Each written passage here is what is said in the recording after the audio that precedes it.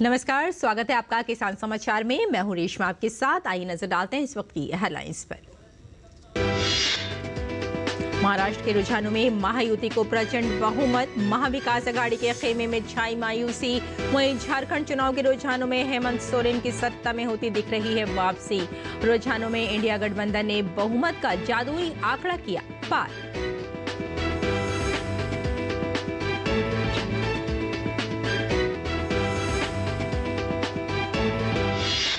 UP के मुख्यमंत्री योगी आदित्यनाथ ने पार्टनरशिप कॉन्क्लेव में किसानों को आधुनिक तकनीकें अपनाने के लिए किया प्रेरित। कृषि क्षेत्र में सुधार के लिए प्रौद्योगिकी और सरकारी योजनाओं के साथ साथ निजी क्षेत्र की भागीदारी पर भी दिया जोर।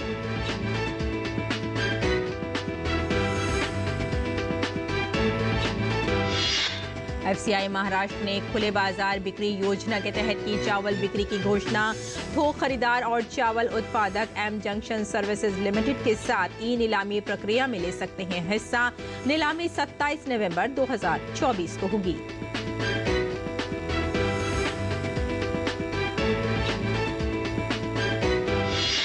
भारत सरकार के उपभोक्ता विभाग ने टमाटर मूल्य श्रृंखला के टमाटर ग्रैंड चैलेंज हैकाथॉन के 28 विचारों के विकास और मार्गदर्शन के लिए किया वित्त पोषण। टीजीसी को छात्रों, शोधार्थियों, संकाय सदस्यों, उद्योग जगत, स्टार्टअप और पेशेवरों से मिली उत्साहजनक प्रतिक्रिया। और आइए अब समाचारों पर डालते हैं विस्तार से नजर। मुख्यमंत्री योगी आदित्यनाथ ने उत्तर प्रदेश में आयोजित पार्टनरशिप कॉन्क्लेव में हिस्सा लिया। वर्ल्ड बैंक और गेट्स फाउंडेशन के सहयोग से आयोजित इस कार्यक्रम में विभिन्न राष्ट्रीय और अंतर्राष्ट्रीय संस्थानों के प्रतिनिधियों ने भी बढ़ चढ़कर हिस्सा लिया। मुख्यमंत्री योगी आदित्यनाथ ने गेट्स फाउंडेशन, वर्ल्ड बैंक और अन्य अंतर्राष्ट्रीय संस्थानों का आभार व्यक्त करते हुए कहा कि उत्तर प्रदेश में उनके अनुभव और सहयोग से बदलाव की गति तेज हुई है। उन्होंने कृषि क्षेत्र में प्रौद्योगिकी और नवाचार की आवश्यकता पर बात की। सीएम योगी ने प्रदेश के किसानों को आधुनिक तकनीकें अपनाने के लिए भी प्रेरित किया। सरकारी योजनाओं के साथ साथ निजी क्षेत्र की भागीदारी को भी योगी आदित्यनाथ ने अहम बताया। इस अवसर पर सीएम योगी ने प्रदेश की चुनौतियों और उपलब्धियों को भी रेखांकित किया। सीएम योगी ने प्रदेश के सतत विकास और कृषि क्षेत्र में सुधार की दिशा में प्रौद्योगिकी, सरकारी योजनाओं और निजी क्षेत्र की भागीदारी को आवश्यक बताया। योगी आदित्यनाथ ने राज्य सरकार की उन उपलब्धियों को भी साझा किया जिनसे पिछले कुछ वर्षों में प्रदेश में बड़े बदलाव आए हैं। योगी आदित्यनाथ के अनुसार उत्तर प्रदेश सौर ऊर्जा का मजबूत केंद्र बनकर उभरा है। अपने संबोधन में योगी ने सालों से चली आ रही इंसेफेलाइटिस बीमारी के उन्मूलन को प्रदेश की एक बड़ी सफलता बताया। मानना है कि उत्तर प्रदेश ने पिछले 5-7 वर्षों में जो सफलता प्राप्त की है कृषि क्षेत्र में, वो बहुत संतोषजनक है। लेकिन इसमें अभी भी थोड़ा भी प्रयास हम करेंगे तो 3 से 4 गुना वृद्धि आसानी से हो सकती है। उत्तर प्रदेश के अंदर केंद्र और राज्य शासन के स्तर पर किसानों को प्रोत्साहित करने के लिए शासन स्तर पर प्रयास हो रहे हैं। लगभग 1 लाख किसानों को हम लोग यहाँ पे सोलर पैनल भी उपलब्ध करवाए हैं अब तक। टेक्नोलॉजी का उपयोग करके, नेचुरल फार्मिंग को बढ़ावा दे करके, और किसान इसमें रुचि ले रहा है। जो कार्य 40 वर्षों में नहीं हो पाया था वह हमने मात्र 3 वर्ष में इस बीमारी को पूरी तरह समाप्त कर दिया है। आज यूपी में इंसेफ्लाइटिस से कोई मौत नहीं होती है। भारतीय खाद्य निगम एफसीआई के क्षेत्रीय महाराष्ट्र कार्यालय ने खुले बाजार बिक्री योजना घरेलू के तहत चावल की बिक्री करने की घोषणा की है। अगस्त 2024 के पहले सप्ताह से खरीदार एफसीआई के ई नीलामी सेवा प्रदाता एम जंक्शन सर्विसेज लिमिटेड के साथ पैनल में शामिल होकर ई नीलामी प्रक्रिया में हिस्सा ले सकते हैं। चावल स्टॉक खरीदने में रुचि रखने वाले व्यापारी, थोक खरीदार और चावल उत्पादक आधिकारिक वेबसाइट www.valuejunction.in FCI पर पंजीकरण कर सकते हैं, जिसकी पैनल प्रक्रिया में 72 घंटे तक का समय लग सकता है। 27 नवंबर 2024 को होने वाली आगामी नीलामी के लिए एफसीआई गोवा राज्य में 500 मीट्रिक टन चावल की पेशकश करेगा। बोली लगाने के लिए न्यूनतम मात्रा 1 मीट्रिक टन और अधिकतम मात्रा 2000 मीट्रिक टन है। OMSSD योजना से चावल की बढ़ती कीमतों को नियंत्रित करने और आम आदमी को राहत देने में मदद मिलेगी। भारत सरकार के उपभोक्ता मामले विभाग ने टमाटर मूल्य श्रृंखला के विभिन्न सत्रों पर नवीन विचारों को आमंत्रित करके टमाटर ग्रैंड चैलेंज TGC नामक हैकाथॉन की शुरुआत की थी। इसके तहत देश भर के नवोन्मेषकों से कुल 1376 विचार प्राप्त हुए तथा उचित मूल्यांकन के बाद 28 विचारों को प्रारूप विकास और मार्गदर्शन के लिए वित्त पोषण प्रदान किया गया। उपभोक्ता मामले विभाग के मुताबिक जून में शुरू किए गए टमाटर ग्रैंड चैलेंज को छात्रों, शोधार्थियों, संकाय सदस्यों, उद्योग जगत, स्टार्टअप और पेशेवरों से उत्साहजनक प्रतिक्रिया मिली। भारत विश्व में टमाटर का दूसरा सबसे बड़ा उत्पादक है, जो वार्षिक 20 मिलियन मीट्रिक टन का शानदार उत्पादन करता है। हालांकि अत्यधिक बारिश या अचानक गर्मी जैसी प्रतिकूल मौसम की स्थिति उत्पादन और उपलब्धता को प्रभावित करती है। इसके परिणाम स्वरूप कीमतों में अत्यधिक उतार चढ़ाव होता है। ये चुनौतियां सीधे किसानों की आय को प्रभावित करती हैं और आपूर्ति श्रृंखलाओं की बाधित करती हैं और बर्बादी का कारण भी बनती हैं। ग्रैंड चैलेंज का उद्देश्य टमाटर उत्पादन, प्रसंस्करण और वितरण में प्रणालीगत चुनौतियों का समाधान करने के लिए देश के युवा और शोधकर्ताओं की प्रतिभा का उपयोग करना है। उपभोक्ता मामलों की सचिव निधि खरे ने कहा कि टमाटर की फसल खराब होना किसानों के लिए एक प्रमुख समस्या है। टमाटर की फसल को बचाने के लिए लगातार प्रयास किए जा रहे हैं। इसी क्रम में टमाटर को सड़ने से बचाने के लिए 2 बायो पेस्टिसाइड को अपनाया गया है। साथ ही कई कंपनियों द्वारा भी टमाटर के प्रयोग में अपनी रुचि दिखाई है। उन्होंने कहा कि 2023 में टमाटर ग्रैंड चैलेंज शुरू किया गया। इस ग्रैंड चैलेंज में टमाटर के उत्पादन, प्रसंस्करण और भंडारण में सुधार को लेकर आए नवीन विचारों को अपनाया गया। इसके लिए 8 MOU भी साइन किए गए हैं। 2023 में टोमेटो ग्रैंड चैलेंज स्टार्ट किया गया। In the first round 423 ideas were listed, shortlisted, and in the second round of review about 29 such ideas were finally selected. In this process 14 patents have been registered, which is very, very good. Then there were 10 publications which came out, 8 MOUs have been signed, 3 designs have been registered, trademark एक में आ गया। तो in the whole sector it has actually created lot of impact. और international goodwill society ने किसानों की आय दोगुनी करने को लेकर एक सम्मेलन का आयोजन किया। इस सम्मेलन में जस्टिस नागेंद्र मेमोरियल व्याख्यान में मुख्य अतिथि के रूप में कृषि मंत्रालय की अतिरिक्त सचिव डॉक्टर मनदीप कौर द्विवेदी ने कहा कि किसान उत्पादक संगठन किसानों की आमदनी बढ़ाने में अहम भूमिका निभा रहे हैं। उन्होंने कहा कि कृषि उपज में वैल्यू एडिशन किसानों को आर्थिक मजबूती दे रहे हैं। डबलिंग फार्मर इनकम में हर किसी का रोल है। ये स्लोगन है टू गैल्वनाइज पीपल, पर जैसे सर बोले कि कुछ किसानों की आय बहुत गुना बढ़ी है, कुछ की कम बढ़ी है, वो बेसलाइन के ऊपर निर्धारित करता है। और इसमें बहुत सारा रिसर्च एनालिसिस, स्वामीनाथन कमेटी जो अक्सर कोट की जाती है, तो मिनिस्ट्री की ओर से जो एक 3 साल पूर्व शुरू किया गया वो था कि किसानों को संगठित करके फार्मर प्रोड्यूसर ऑर्गेनाइजेशंस बनाई जाएं। क्योंकि जब हमने किसानों के आय की बात करनी है तो आय बेसिकली उसको मुनाफा कितना हुआ, उसने खर्चा कितना किया और उसको मुनाफा कितना हुआ। तो सर्वप्रथम तो इस पे फोकस इसलिए किया गया कि किसान की जो अपनी लागत है कृषि की वो कम हो जाए। और दिल्ली एनसीआर में प्रदूषण को लेकर सुप्रीम कोर्ट में सुनवाई हुई। सुप्रीम कोर्ट ने दिल्ली सरकार के हलफनामे पर नाराजगी जताई। सुप्रीम कोर्ट ने दिल्ली सरकार को जमकर फटकार लगाई। सुप्रीम कोर्ट ने कहा कि हम ग्रेफ 4 के अमल को लेकर दिल्ली सरकार के हलफनामे से संतुष्ट नहीं हैं। सुप्रीम कोर्ट ने कहा कि दिल्ली में ट्रकों की एंट्री रोकने के लिए सरकार ने जो कदम उठाए हैं उनसे कोई संतुष्ट नहीं है। सुप्रीम कोर्ट ने सवाल उठाया कि दिल्ली में तकरीबन 100 ऐसे एंट्री पॉइंट हैं जहां पर कोई चेक पोस्ट नहीं है। सुप्रीम कोर्ट ने कहा कि दिल्ली सरकार ने साफ तौर पर अपने हलफनामे में इस बात का जिक्र नहीं किया है कि कितने एंट्री पॉइंट्स पर ऑफिसर्स तैनात हैं। एमिक्स क्यूरी के मुताबिक दिल्ली में ऐसे एंट्री पॉइंट्स 113 हैं, लेकिन दिल्ली सरकार की ओर से कहा गया कि मुख्यतः 13 जगहों पर निगरानी रखी जा रही है। कोर्ट ने दिल्ली सरकार और दिल्ली पुलिस से कहा कि वो सुनिश्चित करें कि सभी 113 एंट्री पॉइंट्स पर चेक पोस्ट तैनात किए जाएं। सुप्रीम कोर्ट ने कहा कि 13 बार के मेंबर यानी वकीलों ने अपनी इच्छा से कोर्ट कमिश्नर बनने के लिए मंजूरी दी है। ये 13 वकील दिल्ली के अलग अलग एंट्री पॉइंट्स पर जाकर निरीक्षण करेंगे। वो इस बात का निरीक्षण करेंगे कि क्या एंट्री पॉइंट्स पर भारी वाहनों, ट्रकों की पाबंदी के आदेश पर अमल हो रहा है या नहीं।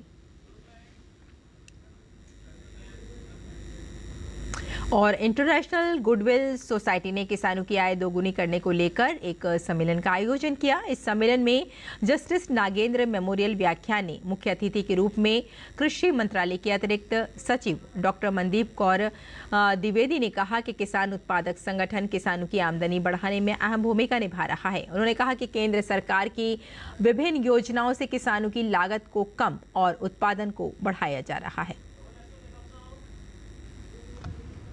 डबलिंग फार्मर इनकम में हर किसी का रोल है। ये स्लोगन है टू गैल्वनाइज पीपल, पर जैसे सर बोले कि कुछ किसानों की आय बहुत गुना बढ़ी है, कुछ की कम बढ़ी है, वो बेसलाइन के ऊपर निर्धारित करता है। और इसमें बहुत सारा रिसर्च एनालिसिस, स्वामीनाथन कमेटी जो अक्सर कोट की जाती है, तो मिनिस्ट्री की ओर से जो एक 3 साल पूर्व शुरू किया गया वो था कि किसानों को संगठित करके फार्मर प्रोड्यूसर ऑर्गेनाइजेशंस बनाई जाएं। क्योंकि जब हमने किसानों के आय की बात करनी है तो आय बेसिकली उसको मुनाफा कितना हुआ, उसने खर्चा कितना किया और उसको मुनाफा कितना हुआ। तो सर्वप्रथम तो इस पे फोकस इसलिए किया गया कि किसान की जो अपनी लागत है कृषि की वो कम हो जाए। और ग्वालियर के लाल टिपारा में स्थित आदर्श गौशाला सीबीजी संयंत्र वाली सबसे बड़ी गौशाला है। ग्वालियर नगर निगम द्वारा संचालित इस गौशाला में 10,000 से अधिक मवेशी रहते हैं। गौरतलब है कि आदर्श गौशाला अत्याधुनिक कंप्रेस्ड बायोगैस सीबीजी संयंत्र वाली भारत की पहली आधुनिक और आत्मनिर्भर गौशाला है। ये मध्य प्रदेश का पहला सीबीजी संयंत्र है जिसमें घरों से मवेशियों के एकत्र किए गए गोबर तथा मंडियों में सब्जी और फलों के अपशिष्ट पदार्थों से बायोगैस तैयार की जाएगी। 5 एकड़ में फैली महत्वाकांक्षी परियोजना को 31 करोड़ रुपए की लागत से विकसित किया गया है।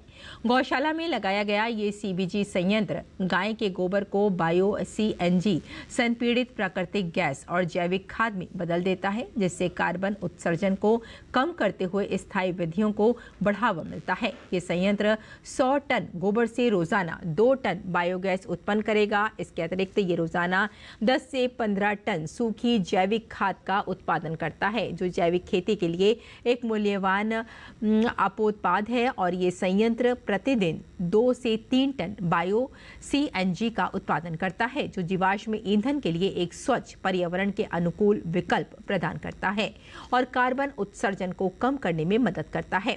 स्थानीय किसानों को इस परियोजना से सीधा लाभ मिलेगा। मध्य प्रदेश के उद्यानिकी एवं खाद्य प्रसंस्करण मंत्री नारायण सिंह कुशवाहा ने कहा कि फ्लोरिकल्चर के माध्यम से किसान भाई अच्छा लाभ कमा सकते हैं। गत 4 वर्षों में मध्य प्रदेश में फूलों के उत्पादन क्षेत्र में 5,000 हेक्टेयर की वृद्धि हुई है। इसके परिणाम स्वरूप प्रदेश के किसानों द्वारा 4,71,000 मीट्रिक टन से अधिक फूलों का उत्पादन किया गया, जो एक रिकॉर्ड है। खाद्य प्रसंस्करण मंत्री कुशवाहा ने शुक्रवार को कहा कि प्रदेश में छोटे किसान जिनके पास 1 या आधा हेक्टेयर भूमि है, वो भी फूलों के उत्पादन से अच्छी आय अर्जित कर सकते हैं। फूलों की खेती कम समय में तैयार हो जाती है और ये कैश क्रॉप होती है। इससे कृषकों को फसल का तुरंत नकद भुगतान प्राप्त हो जाता है। मध्य प्रदेश के फूलों की नई दिल्ली, मुंबई, नागपुर, अहमदाबाद, जयपुर जैसे महानगरों में अच्छी मांग है। उद्यानिकी विभाग द्वारा फूलों के उत्पादन करने वाले कृषकों को प्रोत्साहित किया जा रहा है। प्रदेश की नर्सरियों को हाईटेक किया जा रहा है। इसके लिए ई नर्सरी पोर्टल भी बनाया गया है। इनसे फल फूल उत्पादक को अच्छी किस्म के बीज और पौधे रियायती दरों में प्राप्त हो रहे हैं। प्रदेश में 100 दिवसीय कार्य योजना में 20,000 किसानों और युवाओं को आधुनिक तकनीकों में प्रशिक्षित किया गया है। उत्तर प्रदेश के वन मंत्री अरुण कुमार सक्सेना ने डीडी न्यूज से खास बातचीत में कहा कि दिल्ली से लगे सभी जनपदों में वायु प्रदूषण को रोकने के लिए दिशा निर्देश जारी किए गए हैं। कूड़ा और पराली जलाने वालों पर कार्रवाई की जा रही है। दिल्ली के साथ साथ उत्तर प्रदेश के भी वो इलाके जो एनसीआर हैं, जो दिल्ली से जुड़े हुए हैं, वहाँ पर एयर पोल्यूशन की काफ़ी ज़्यादा समस्या आ रही है। हमारे साथ प्रदेश के वन एवं पर्यावरण मंत्री मौजूद हैं। इनसे जानेंगे क्या कुछ इंतजाम किए गए हैं वायु प्रदूषण को रोकने के लिए, किस तरीके से, जिस तरीके से हवा ख़राब हो गई है। मंत्री जी, क्या कुछ उपाय किए जा रहे हैं? देखिए, दिल्ली से जब पॉल्यूशन दिल्ली का ख़राब होता है तो दिल्ली से जुड़े हुए नेशनल कैपिटल रीजन में जो हमारे 8 ज़िले हैं उन पर भी पूरा असर पड़ता है। जैसे मेरठ और बागपत, बुलंदशहर, हापुड़, नोएडा, गाज़ियाबाद, इन सभी पे, शामली, मुजफ्फरनगर, इन 8 ज़िलों पे असर पड़ता है। और उनके लिए मैं खुद एक दफ़ा जा चुका हूँ, इनकी मीटिंग कर चुका हूँ। हमने अपने जो पॉल्यूशन कंट्रोल बोर्ड के चेयरमैन हैं वो भी हमारे साथ गए और हम वहाँ पूरी कोशिश ये कर रहे हैं जो आ रहा है पॉल्यूशन वहाँ से, उसे तो हम कम करने के लिए उनसे भी कहा है। पराली जलाने और कूड़ा जलाने जैसी समस्याएं भी नज़र आती हैं जिससे वायु पे बहुत ज़्यादा फर्क पड़ता है। आप बिल्कुल सही कह रहे हैं। पराली जलाने से, कूड़ा जलाने से हमारे वायु प्रदूषण पर ख़राब असर आता है। इसको रोकथाम के लिए भी हमने निर्देश दिए हैं। और राजधानी लखनऊ के भी कुछ एक इलाके ऐसे हैं जहां पर एयर क्वालिटी काफ़ी ज़्यादा ख़राब पाई गई। आप बिल्कुल सही कह रहे हैं। ताल कटोरा के आसपास के एरिया में काफ़ी ज़्यादा हुई है, उसके लिए भी इंतजाम किया जा रहा है। हमारे चेयरमैन पॉल्यूशन कंट्रोल बोर्ड के स्वयं गए हैं कुछ जगहों पे, उन्होंने देखा है और जहाँ भी हमें किसी फैक्ट्री से धुआं निकलता मिल रहा है उसको बंद किया जा रहा है। और हम लोगों से भी कह रहे हैं कि कूड़ा ना जलाएं, कोई ऐसा काम ना करें जिससे पॉल्यूशन बढ़े। पुलिस से कहा है कहीं पे भी जाम ना हो पाए। प्रदेश में जो पर्यावरण की समस्या है, वायु प्रदूषण की समस्या है, उसके लिए काम किया जा रहा है, दिशा निर्देश दिए गए हैं। कैमरामैन विशाल सोनकर के साथ विकास सिंह, डीडी न्यूज़ लखनऊ। और आइए अब जान लेते हैं मंडी भाव के बारे में।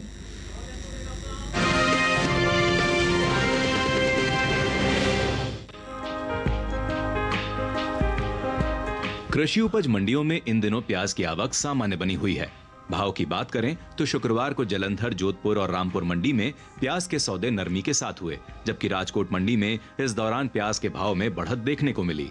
एग्मार्कनेट के मुताबिक गुजरात की राजकोट मंडी में 21 नवंबर को प्याज का भाव था 2200 रुपए। 22 नवंबर को यहां इसका भाव 50 रुपए बढ़कर 2250 रुपए हो गया। महाराष्ट्र की पुणे मंडी में इस दौरान प्याज के भाव स्थिर रहे। यहां दोनों दिन यानी 21 और 22 नवंबर को प्याज के सौदे बिना किसी फेरबदल के 4500 रुपए पर हुए, जबकि पंजाब की जलंधर मंडी में प्याज के सौदों में सुस्ती देखी गई। 21 नवंबर को यहां प्याज की खरीद 2500 रुपए पर हुई। 22 नवंबर को इसमें 500 रुपए की नरमी आई और भाव 2000 रुपए क्विंटल पर आ गया। राजस्थान की जोधपुर मंडी में कमजोरी का सिलसिला बरकरार रहा। यहां 22 नवंबर को प्याज का भाव 250 रुपए गिरकर 3250 रुपए से 3000 रुपए रह गया। इसी तरह उत्तर प्रदेश की रामपुर मंडी में भी गिरावट का सिलसिला जारी रहा। 21 नवंबर को यहां प्याज का भाव 4200 रुपए था। 22 नवंबर को इसके सौदे 50 रुपए टूटकर 4150 रुपए पर हुए।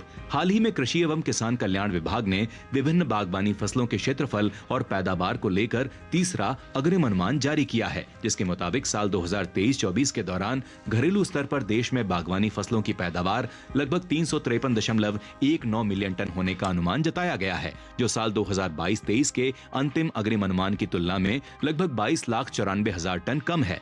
वहीं बात प्याज की करें तो साल 2023-24 के दौरान प्याज की पैदावार 242,44,000 टन होने की उम्मीद है। प्याज के निर्यात को देखें तो दुनिया में भारतीय प्याज की काफी मांग है। एपीडा के मुताबिक साल 2023-24 के दौरान भारत ने तकरीबन 17,17,439 मीट्रिक टन ताजा प्याज का निर्यात किया है, जिसकी कीमत लगभग 3,922 करोड़ रुपए है।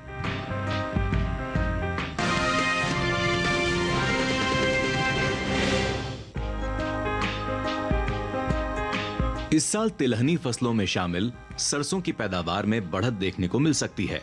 कृषि मंत्रालय की ओर से जारी अंतिम अग्रिम अनुमान के मुताबिक देश में घरेलू स्तर पर साल 2023-24 के दौरान 132,59,000 टन सरसों पैदा होने का अनुमान है। जबकि बीते साल इस दौरान सरसों की पैदावार 126,43,000 टन रही थी। फिलहाल आवक इन दिनों सरसों की सामान्य है। एग्मार्कनेट के मुताबिक देश की अलग अलग मंडियों में सरसों के भाव कुछ इस प्रकार रहे।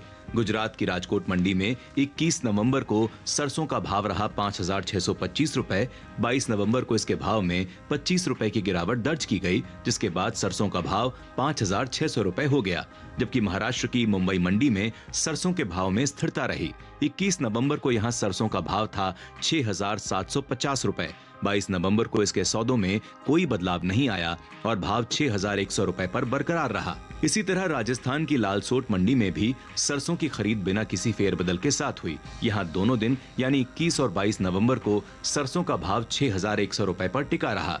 वहीं उत्तर प्रदेश की लखीमपुर मंडी में 21 नवंबर को सरसों का भाव रहा 5,900 रुपए, जो कि 22 नवंबर को 40 रुपए की छलांग लगाकर 5,940 रुपए पर पहुंच गया। बता दें कि कुछ समय पहले ही केंद्र सरकार ने विपणन सीजन 2024-25 के लिए रबी फसलों के न्यूनतम समर्थन मूल्य में बढ़ोतरी की है, जिसमें रबी सरसों भी शामिल है। रबी सरसों की एमएसपी साल 2023-24 में 5,450 रुपए प्रति क्विंटल थी, जिसे साल 2024-25 के लिए 200 रुपए बढ़ाकर 5,650 रुपए प्रति क्विंटल तय किया गया है।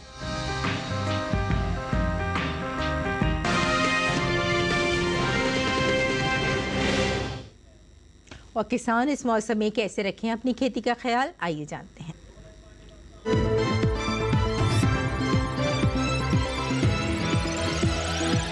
नमस्कार, आप देख रहे हैं डीडी किसान। मैं हूं एआई कृष और आज हम उत्तर प्रदेश, दिल्ली, हरियाणा, पंजाब और छत्तीसगढ़ में होने वाली खेती किसानी से संबंधित सलाहों के बारे में पूरी जानकारी देंगे। पूर्वी उत्तर प्रदेश में तैयार धान की कटाई जारी रखें।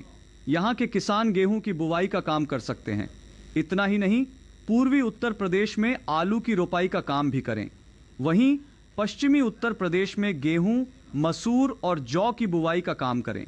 यहाँ के किसान सेम, धनिया, पालक, मूली और मेथी की बुवाई भी कर सकते हैं। दिल्ली के पास के इलाकों में लहसुन और मटर की बुवाई जारी रखें। यहाँ के किसान फूल गोभी, पत्ता गोभी, ब्रोकली और टमाटर की रोपाई भी करते रहें। हरियाणा में धान की कटाई जल्दी पूरी कर लें। हरियाणा के किसान गेहूं और जौ की बुवाई का काम करें। वहीं पंजाब में इन दिनों अगेती गन्ने की फसल की कटाई करें। यहाँ के किसान कपास की चुनाई पूरी कर लें। साथ ही गेहूं की बुवाई का काम करें।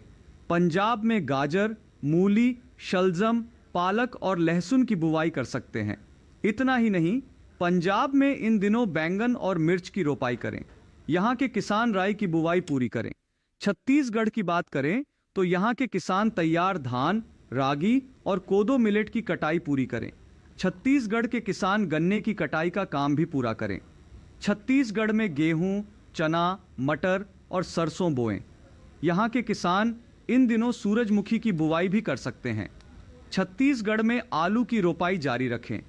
इसी तरह कृषि और किसानों से जुड़ी हर महत्वपूर्ण जानकारी के लिए हमारे साथ जुड़े रहिए और देखते रहिए डीडी किसान। धन्यवाद। और खेती किसानी के साथ साथ आइए नजर डाल लेते हैं कुछ और महत्वपूर्ण खबरों पर। खास खबर में मेथी के लिए बहुत अधिक पानी की उत्तर प्रदेश की राजधानी लखनऊ में मुख्यमंत्री योगी आदित्यनाथ की अध्यक्षता में कैबिनेट मीटिंग हुई, जिसमें आगामी प्रयागराज में होने वाले महाकुंभ की विशेष तैयारियों पर चर्चा हुई। मुख्यमंत्री योगी आदित्यनाथ की अध्यक्षता में हुई कैबिनेट की बैठक में सेक्टर 51 मेट्रो स्टेशन से ग्रेटर नोएडा के नॉलेज पार्क तक यातायात को सुगम बनाने के लिए निर्णय लिया गया है। विकसित भारत को सुरक्षित बनाए रखने के लिए सशक्त भारत की आवश्यकता है। इसी बात को ध्यान में रखते हुए दिल्ली में सिक्योरिटी लीडरशिप समिट का आयोजन किया गया। असम के नौगांव जिले में बदमाशों ने एक सनसनीखेज और भयावह घटना में एक ही परिवार के 3 सदस्यों समेत 4 लोगों की हत्या कर दी। तीर्थराज प्रयाग में महाकुंभ की तैयारी जोरों शोरों से चल रही है। मेला प्राधिकरण द्वारा संगम की रेती पर बसने वाले मेले को 4000 हेक्टेयर में बसाया गया है।